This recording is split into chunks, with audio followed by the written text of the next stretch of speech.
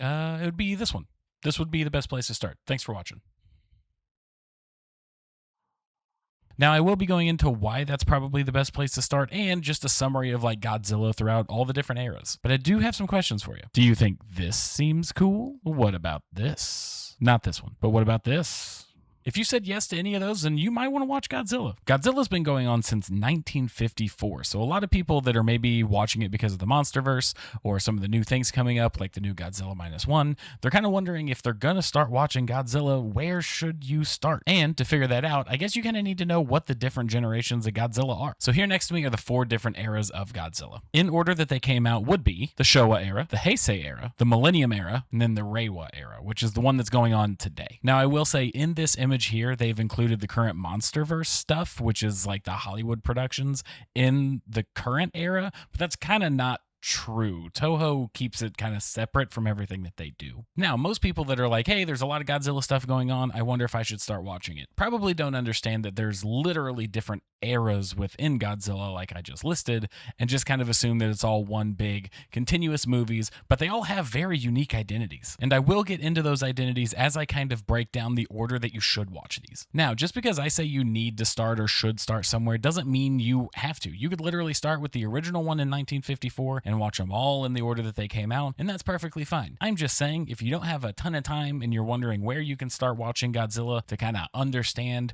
where he fits in historically or like what he's kind of meant to be, I think this is the best place to start to get you caught up quicker. But with all that, let's get started. Now, at the beginning of the video, I did say you should start with -1, and that is the most recent film. And if you don't know much about Godzilla, you might want to wonder why you want to watch the newest one. Godzilla -1 is probably the most faithful recreation of the original movie. And for those of you that don't know, Godzilla really wasn't intended to be a big show-offy monster that fought other monsters to like save humanity. He was the destructive force. And that's what this movie is about. This movie takes place almost immediately after World War II, where nuclear testing has mutated a lizard. The human element in this movie is incredibly important, and when it comes to Godzilla movies, it's probably got the best human plot that there has been in one. Not to spoil too much, but it kind of retracts the original, where it's a lot of meetings, it's a lot of discussions, and people discussing how that they're going to deal with this issue. Now, with no other monsters being featured in this one, it is solely about Godzilla and how the humans are dealing with this. And the title -1 basically is a weird or a loose translation to how after World War II, Japan was kind of set back to 0, and now after Godzilla, they're going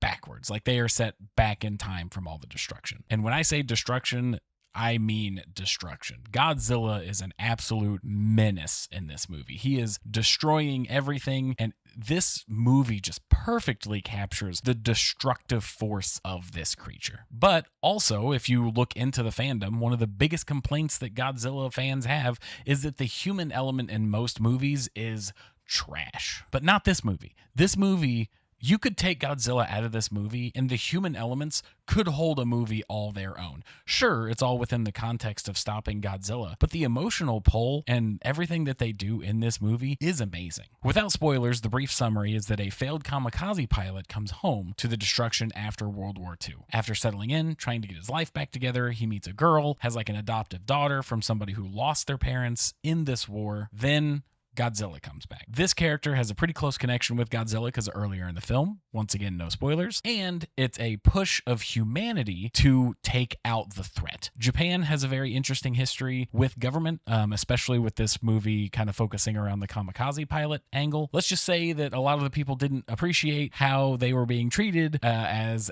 extras or unnecessary parts in this war, and they are pushing back saying we cannot rely on the government anymore. We have to band together as a people and handle this. Not to say too much about me, but I love that. I'm a huge fan of that. I'm a big advocate for that mentality. So that's another reason that this one is my favorite Godzilla movie of all time. But with it rehashing the original idea of the 1954 Godzilla being him as the destructive force against humanity, this one really grounds you in what Godzilla is supposed to represent.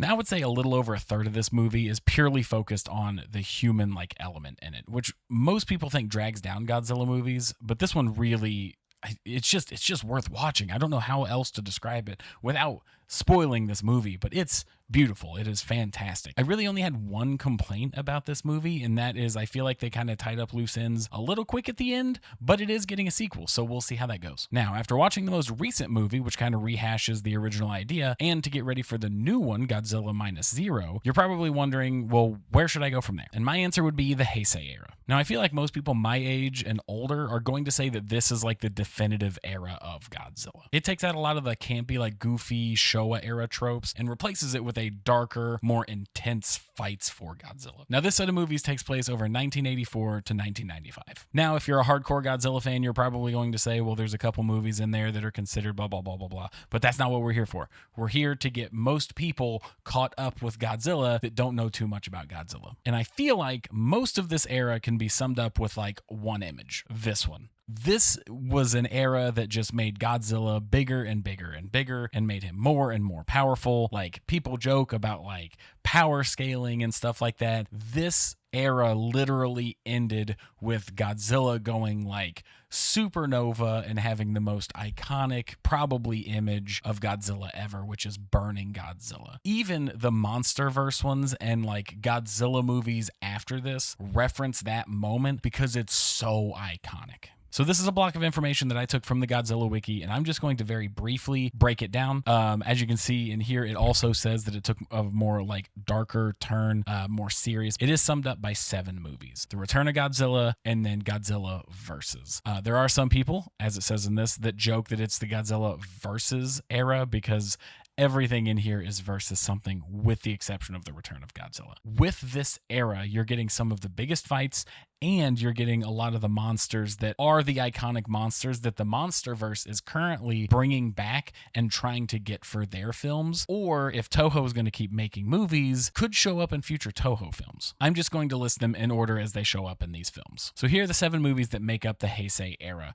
I'm not going to go in depth about each one of these movies, but in the next image, I will show you all the monsters that show up and why most people probably associate it with Godzilla. Okay, so here are most of the monsters that appear in the Heisei era, with the exception of some side characters. The first one obviously being Godzilla, then Biollante, who is a mutated plant that fuses with a portion of Godzilla's DNA. We've got King Ghidorah, but specifically his mecha form, Mothra, Batra, Mechagodzilla 2, Space Godzilla, Godzilla Jr., and Destroya. One thing that I think is worth mentioning is that these were some of the final movies that were shot in the old school like suitmation, where the people would literally get in these costumes and fight. And I think that adds so much charm to these, but it's not discombobulating to the point where it kind of takes you out of it, as if you're watching some of those old like 50s and 60s Showa era movies. It's also rumored that the new MonsterVerse movie is going to include Space Godzilla, so if you want any like history or a catch up on him or who he is, this would be a good place to start. Now, I just wanted to kind of come back to this really quick because there is something interesting about Godzilla that maybe most people that aren't obsessed with Godzilla know, and that is that each Godzilla era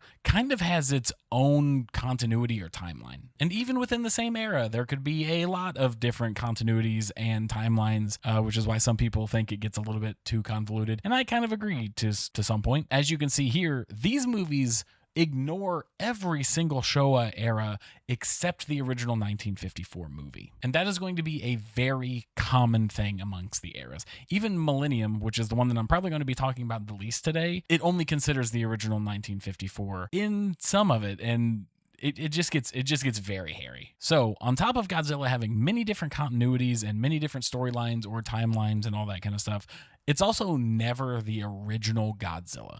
It's pretty consistent, not always, pretty consistent that the Godzilla that we're seeing in most of these movies is not the original. In the Heisei, this is a second Godzilla. It's literally a like mutation, or it just...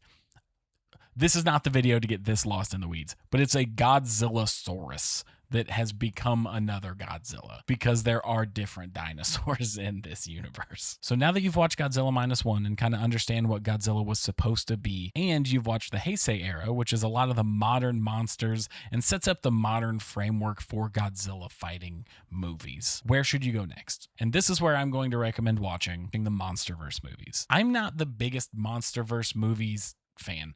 I think they're very fun. I think they're very fun movies that most people can just jump in, have a good explosion, fun, fight, big moment time. But that's not really the Godzilla that I grew up with. I grew up mostly watching the VHSs of the Showa era stuff with my mom, which is one of the reasons I love this series so much. It means a lot to me. The MonsterVerse starting in 2014 with Godzilla. I won't be showing any more images because it's still current. Like, it's still current, it's still ongoing, but this kind of sums it up. Every movie, Godzilla gets a little bit bigger and bolder and fights bigger and bigger monsters, and the new one that's coming out is supposedly going to bring in Space Godzilla, which is one of the reasons that I said to start with the Heisei era, because if you're going to watch the modern Godzilla movies as they're coming out, it's the MonsterVerse or the -1 series right now. So here are the MonsterVerse movies in order. You have Godzilla 2014, you've got Kong Skull Island, Godzilla King of the Monsters, Godzilla vs. Kong, and Godzilla X Kong New Empire. And I believe the new one's called Supernova. As I said before, these are not my favorite.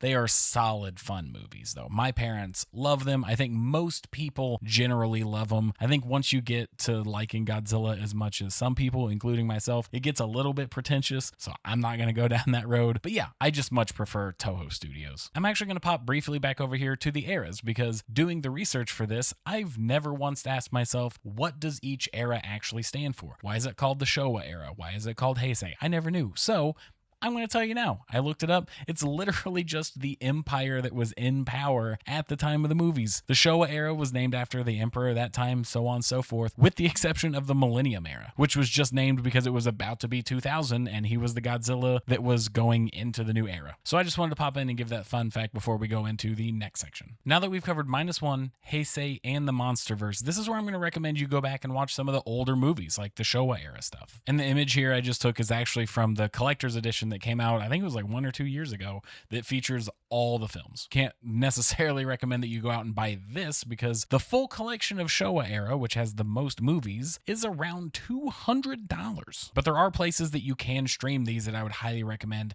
Not watching every single one of them, but try and find just a few for monsters that you think look cool or that you may have seen referenced in other things, like Gigan and stuff like that. If you do want to watch the original 1954 one, this is probably the best time to do that, especially now that you kind of understand where it's all coming from. And you can actually watch that one for free on YouTube with ads. I will not be talking about the Showa era too much, but there is one image that I wanted to bring up, and it's this one here. This image sums up the Showa era as perfectly as anything could. It was the era of monster creation. Outside of a few monsters here and there, overwhelmingly everything that was created in the Godzilla-like lore or MonsterVerse was created in the Showa era. This is where you're going to get Rodan, Gigan, and Gurus, like all these people which are featured on this screen right now. It's what started it all. And the only reason I say you shouldn't start with this is because of how dated the movies are. People may not necessarily appreciate it. I love them. This is the stuff that I grew up with.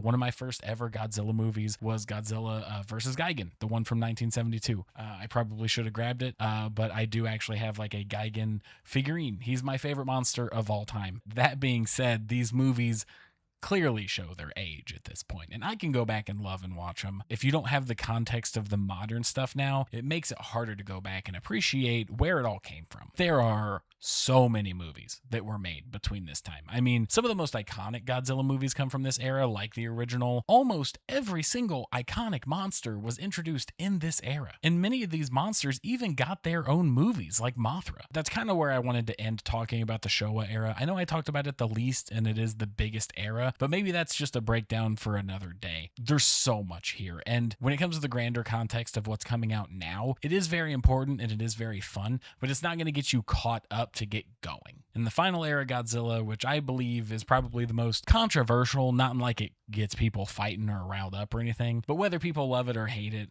is the Millennium era. The Millennium era is made up of 7 movies, and it's kind of Godzilla jumping the shark. Even in these 7 movies, there's multiple timelines. I believe one movie alone splits off into 3 timelines, and this is the most convoluted and confusing Godzilla ever was, in my opinion. Now, that being said, these go over the top. If you're looking for the craziest, over the top, goofiest action with space aliens and lasers and just the most outrageous jumping the shark moments you've ever seen, this is it. Concluding in Godzilla Final Wars, that picture on the bottom right. And that movie, to this day, still holds the record for most monsters featured in a single movie. However, I'm recommending this one last because it is the most confusing. In order to understand a lot of like the lore and stuff from these movies, even though they kind of say that the other ones don't exist, you have to have seen almost everything,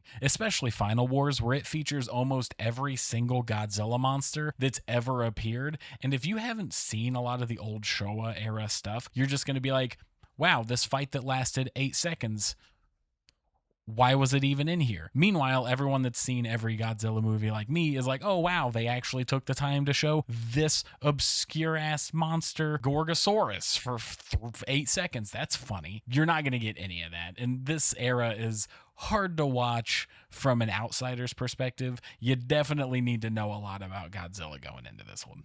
With all that being said, this is actually my second favorite design for Godzilla. A lot of the people don't like the sleeker, more lizard-like design, but I thought this one was really cool. It could be because I grew up playing some of the video games like Destroy All Monsters, which is getting a remake, but I think this is a very cool Godzilla design, and I think that's where I'm going to leave off on the Millennium Era. And that is the order that I would recommend watching the Godzilla movies. And now that I've edited most of this video, I've realized I've cut like 30 to 35 minutes of content off this video just because I did not think it was relevant on where to start. But if it's something that you guys are interested in, I would love to do a deep dive on like each of the eras. I just don't know if that's what you guys want to see. So if so, just leave a comment saying like what your favorite like era is or what era you would like me to break down. And I would be more than happy to do it because I got to rambling when making this one. So I could only imagine what I could do if I fully broke down. Like, it just sounds really fun. So thank you all for watching. To the big Godzilla fans out there that are like, hey, you didn't talk about the Godzilla movie from 1998 with Matthew Broderick. I know.